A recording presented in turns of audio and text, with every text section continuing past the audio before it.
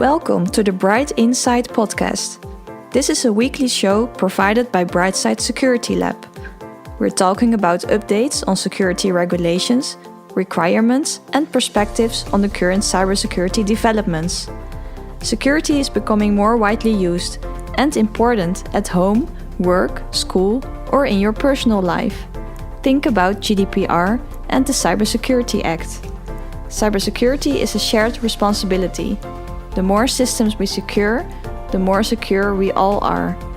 Thank you for listening to Bright Insight.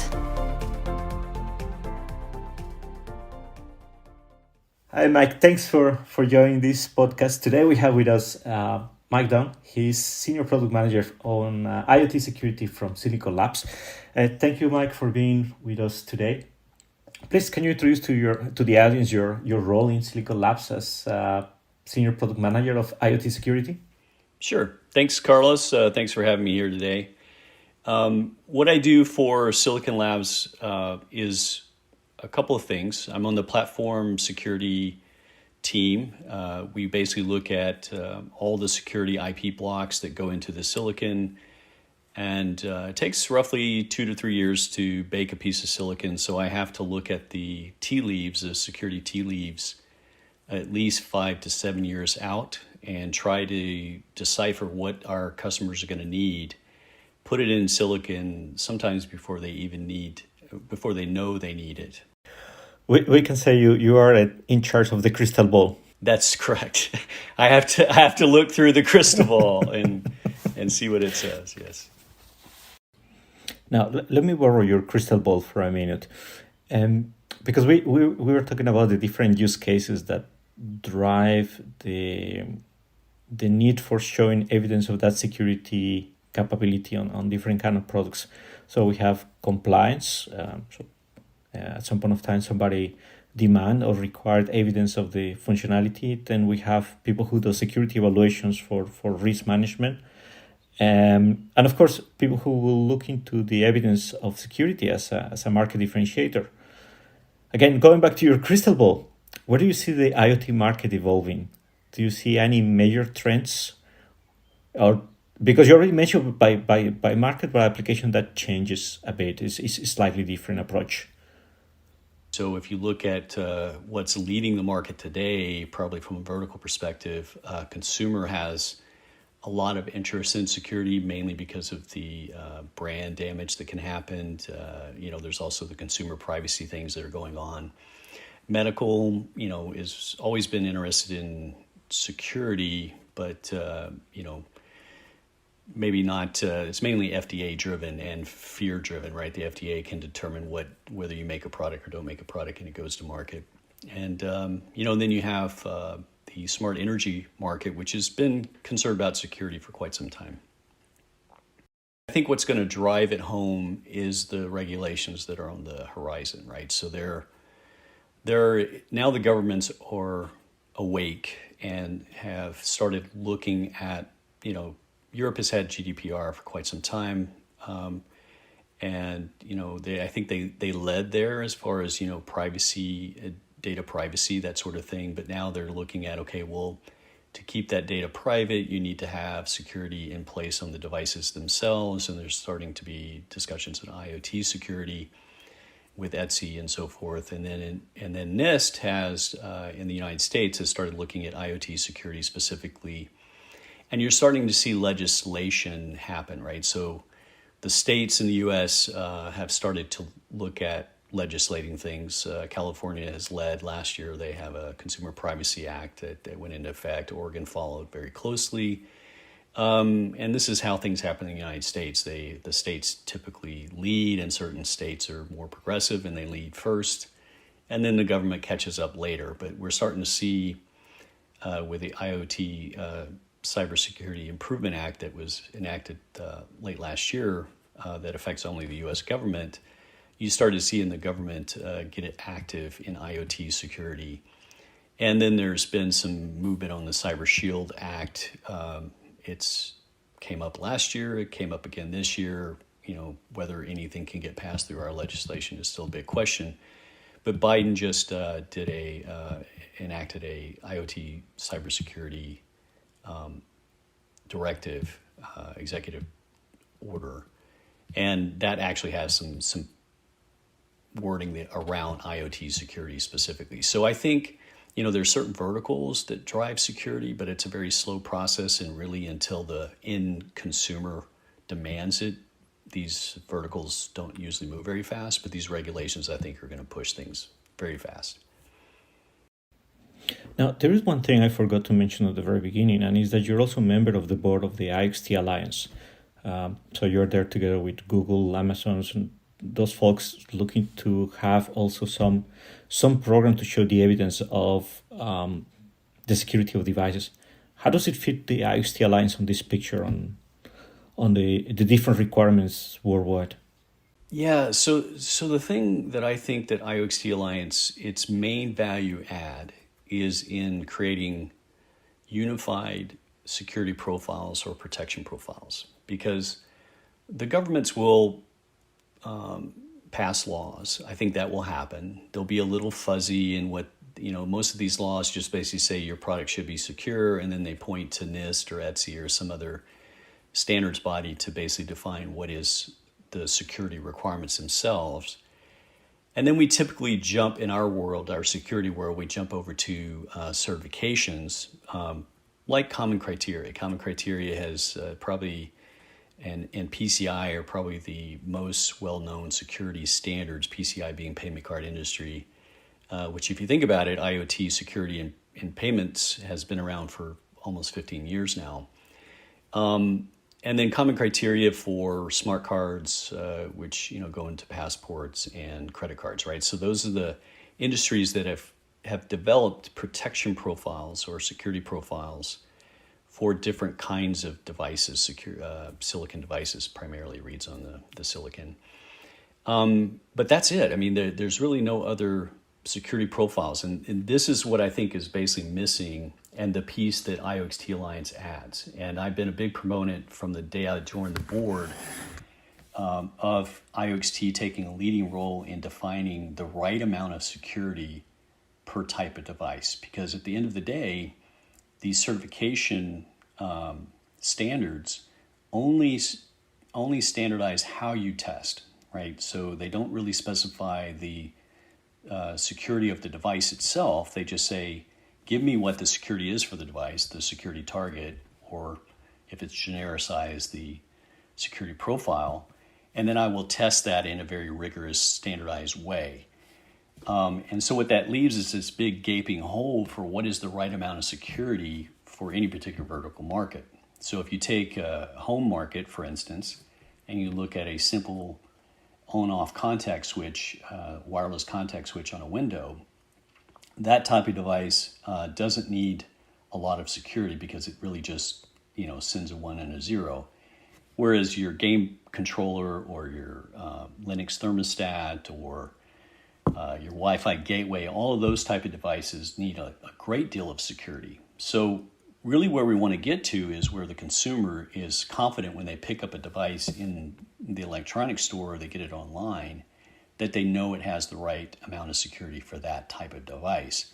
And this is where security profiles come in. So I'm a big proponent of IoXt Alliance primarily because it gives an opportunity, a place for the big 5 makers of a particular type of device to get in a room together and decide what is the right amount of security for that device. The other thing that IoXt Alliance is really keen on is making sure that this certification process can scale. And there's some innovative things they're doing. One is that they're offering self-certification, which is great, but you have a lot of people who might abuse that. But they've created something which I think is unique to the industry, which is a certification bounty. So just like we have bounties for bug bounties, right? They're actually IoXt Alliance. If you get certified and you self-certify, you are obligated to pay for certification bounties. And so this kind of is a way to allow people to get a lot of devices certified quickly and scale quickly, but also self-correct, right? Have a balancing mechanism as well. So thanks, Mike, because from here I read 3 different messages. In one hand, I believe it's important the industry plays a role here, supporting the activities from governments, from institutions, looking to address the security requirements. And I think it's also in the benefit of in this industry to do that, because what we want to prevent is fragmentation. Fragmentation is a natural inhibitor for adoption, and I think it's important the market embrace security. Then there is the element of security being contextual. We have been talking in the past, there's still this idea of this binary approach to security in some areas of the market, where people think that it needs to be as robust as the most secure product, or it's not secure enough. But it's good what you mentioned, that we need to understand security is contextual, and we need to do what is sensible. And finally, this element of scaling the certifications. And on that, I have a very specific question, because I know you have been certifying under the PSA and CESIP, and at the same time, you're also working with the IoXt Alliance, which is more oriented to devices. How do you connect those two words, the certification of components, certification of devices? Yeah, so this is where the other concept I'm very keen on is inheritance. One thing I noticed in the PCI certification process, and I actually built some certified products. I built the simplest thing you can get certified, which is a keypad in the PCI industry, and it's very difficult.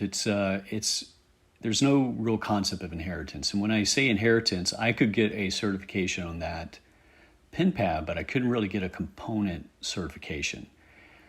So they only certified devices.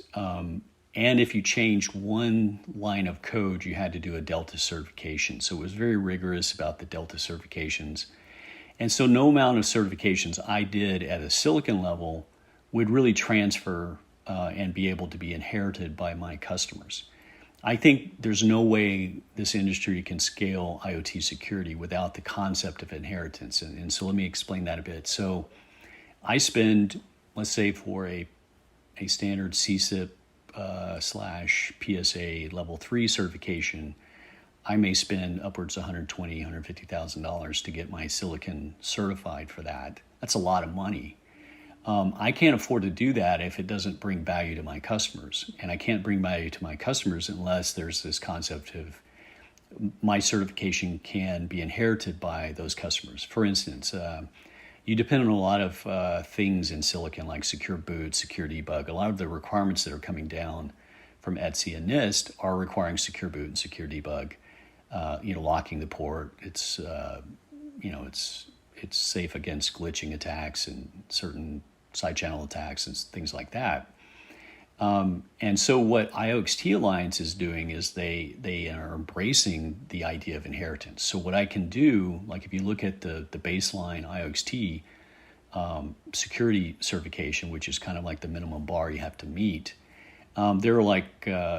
there's root of trust, or are you executing code, what it is, and there's various test cases you do, and the highest level one is that you have a hardware root of trust, which is basically a ROM-based secure boot mechanism.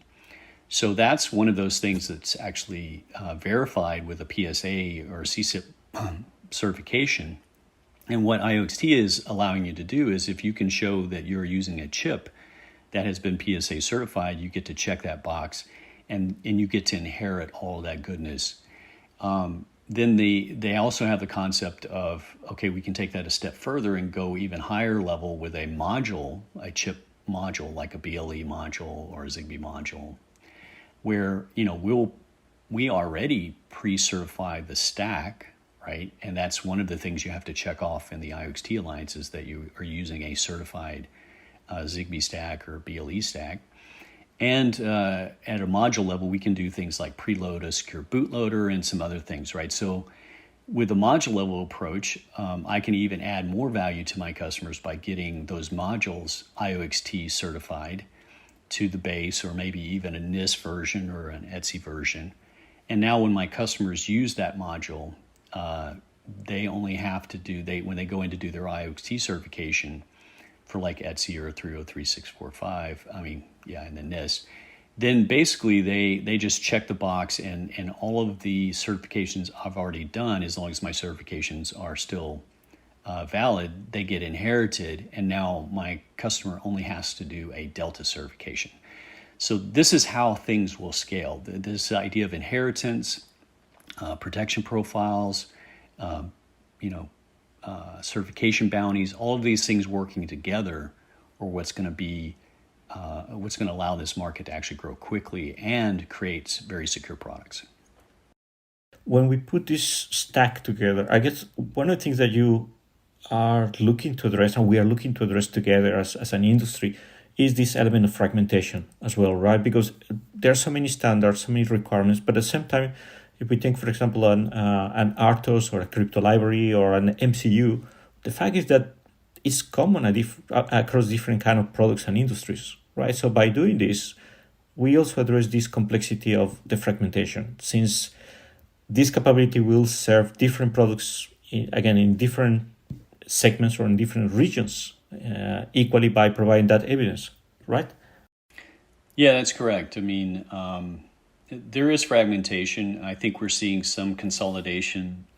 If you look at CSIP, for instance, which is what I call Common Criteria Light, and PSA, they're slightly different, but they have gotten together in a room and decided that there's a particular CSIP profile they can use that basically consolidates CSIP level 3 and level 2 with PSA level 2 and level 3, which is great because now I can do a combination certification.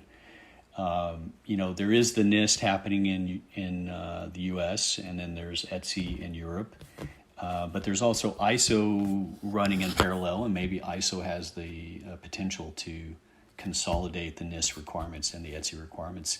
So I think we have to work on consolidating things, right, where there's a common set of base requirements that are, maybe driven by the governments around the world. And then there is the idea of the protection profiles, which I think there's only organizations like IoXt or maybe DTSec or some other places where these protection profiles will actually be formulated. But if we can get consolidation of the protection profiles, we can get the standardization of how you test these protection profiles, and then we can get consolidation of the requirements themselves, then just imagine things become so much easier for device manufacturers because they essentially they can stack all of this stuff and it's all the same, and they can worry about their application. They can worry about securing their application because I can do all of this and they can still mess it up at the application level, right?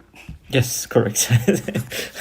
But then at least we make sure that they have all the elements, all the tools at hand to make secure applications. That's a good way to put it. I like the analogy of a toolbox, right? Yes. We're creating the security toolbox for them. Correct. And then it will simplify their life, at least in the way they approach security. Right. Great, Mike. Thank you very much. I really like this conversation. I think it's a great goal, a common goal that we are looking to address in the industry. Thank you for your time and your insights. Looking forward to having you here again in the future. All right. Thanks a lot, Carlos. Until next time. Thank you for listening to Bright Insight. In the next episodes, we will cover different topics, such as the EU Cybersecurity Act, the business case of security evaluations, common criteria, CSIP, IoT, and software-based security. Stay tuned and subscribe on brightside.com.